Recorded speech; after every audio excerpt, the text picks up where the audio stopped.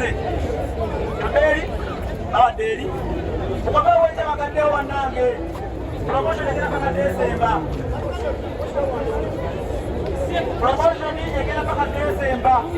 watu wadane kama sabo watu wadane mtoro kulu mwe kumijana mtoro gumu mtoro kumi kale tukyali ku Chinatown nabagambye nti tugenda kugibawa yonna mu ango zonna amanya zegera kan exclusive era nga ntambula ne muganda wange Bernard Sengonzi wali awo ku kamera okubanga akutuusako ebigenda mu maaso wenyimiridde wabaddewo bantu era abantu bano bagobeddwa nga babagamba nti obungi obuli munda obuli awo tebagenda kusobola akubanga bagula olwaleero bagende banagula enkya ne bagobeddwa mu ssaawa 10 ndina omukulu era njagala tube nga tuwayamu abadde azze kugula mu mbeera eyo omukulu ogamba otya sigamba oza akantu kano kankakuteera eddala wano abantu bakuwulire bulungi sigamba ndi bulungi obulamu si bubi soka weyanjulira akulaba amannya n'eddoboozi Sempala Zaid nga ndi munnamateeka mbadde nze wano okugula ku bintu bya office chairs biki ne baŋŋamba communication gyesanze wano mbwe abantu abayingidde muno ku ssaawa 4 nakati tebannafuluma wakati nze mbadde naakanyuka kati ninyo nga tetunnajja waawo ekintu kino wakiwulidde ddi ekintu kino nakiwulira kubanga nze nzija nnyo eno wansi ekintu kino nakiwulira ku Lwamukaaga naye engeri gye tubadde mu weekendi nga nabyenkwasaganya ne nga nja kujjawo ku Monday nga maliriza ebyokukola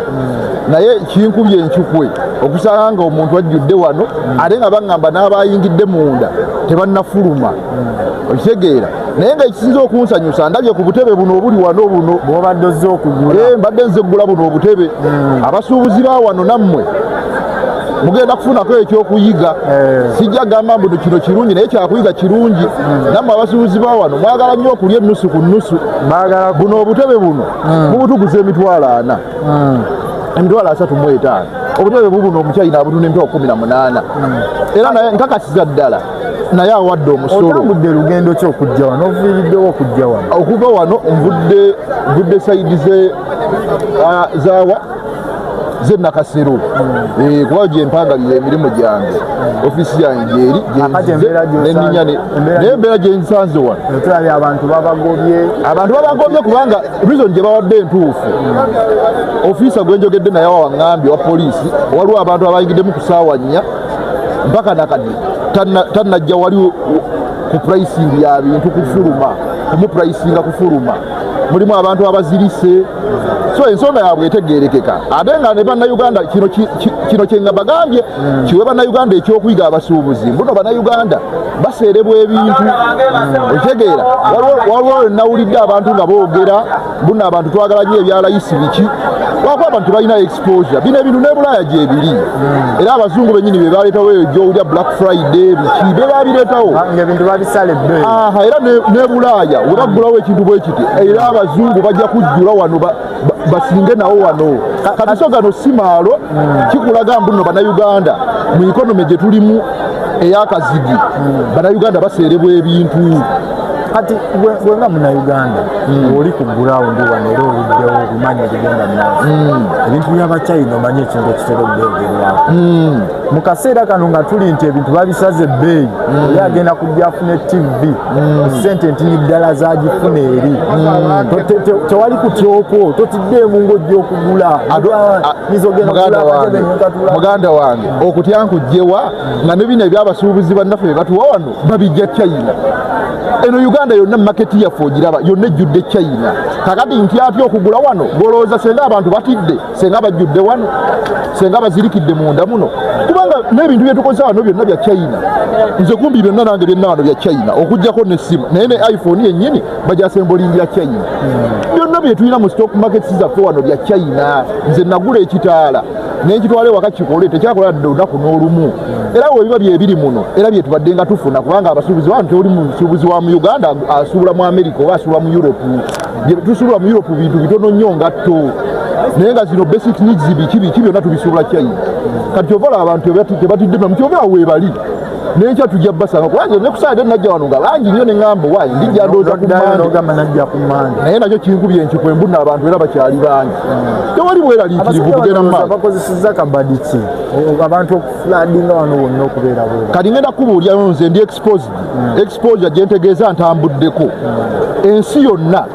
zonna ze ntambudde abacyayina bakola ebintu bino ze ntambuddeko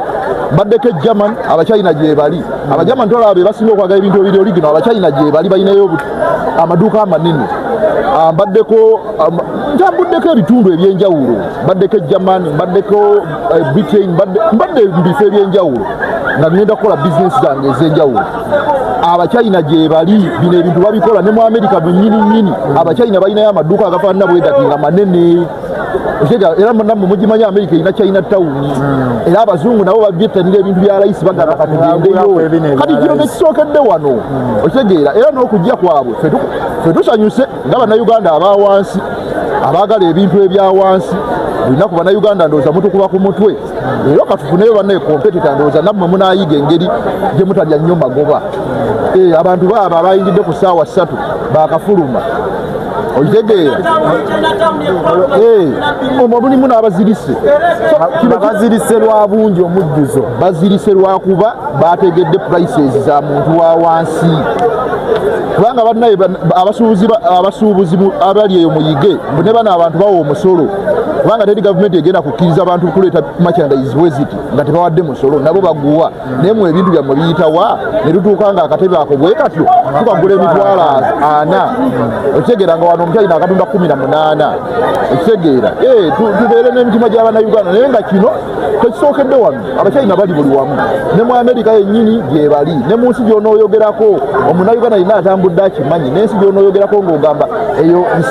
nsi first class country gye bali balinayo amaduuka amanene agafaanana bwe gati so ffe tusanyuse musanyuse ekyokujja kw'abakyayina batulidde ku bintu bya layisi basuubuzi baffe tekibakosezaamu ekintu ky'edduuka lino okujja kijja bakosaamu naye nga wenkugambye mu nsi gye tubeeramu mu ikonome gye tulimu omusuubuzi naye alina okukonsidalinga oyo kubanga ikonome tulimu yeemu nze wenkuwa 1000 n'olutwalira owa bodaboda n'alutwala ku dduuka sente ziri mu circulation bwezito kati gwewonguza akatebe kano emitwalo 4 okitegeera ng'ono akatunda 18 ikonomi tulimu yeemu nze sente nazijeewa at the end of the day ogenda okulaba ng'omusuubuzi azimbye ekizimbe wansi mu downtown nga gwamugulako ebintu tulina adde akagaali okitegeera kati kino kibawo ekyokuyiga ne challenge kibawo ekyokuyiga mbuno ne bano abantu bawa omusolo temutuseera nnyo bintu okitegeera kuba naffe tuli bakasitoma bammwe naye nammwe mutuseera nnyo ebintu kati ataseera kajje tubeeko kye twekolera naffe tweyagale kati bannayuganda baabo beeyagala bweyagazi bali omwo baziise no ziri tukyali ku China town nga bwe nakutegeezezza abantu bangi bwogezaako okubanga weetegereza emabega wali omulyango guggaddwa era bataddeko obupande nti closed tewakyali muntu akkirizibwa kubanga ayingira okuggyako oyo afuluma naye wetutunuddeko wali newebasasulira oba oli awo wajjudde nga musajja mukulu bwakutegeezezza nti eyazze ku ssaawa 3 ayinza okubanga naye tannafuluma nga yazze na shopping bintu bye ku ssaawa 3 asobola okubanga paka kati tannafuluma naye embeera eri wano nga bwetutegeezezza nti zibadde ssaawa 10 ez'akawungeezi era olunaku lwa mande abakasitoma abamu ne babagamba badde waka banajja enkya mu mbeera eyo so abingi tugenda kubanga tubireeta nti ndi ne Bernard Ssengonzi agenda maaso n'okubanga ku ekifaananyi ekyo katweyongere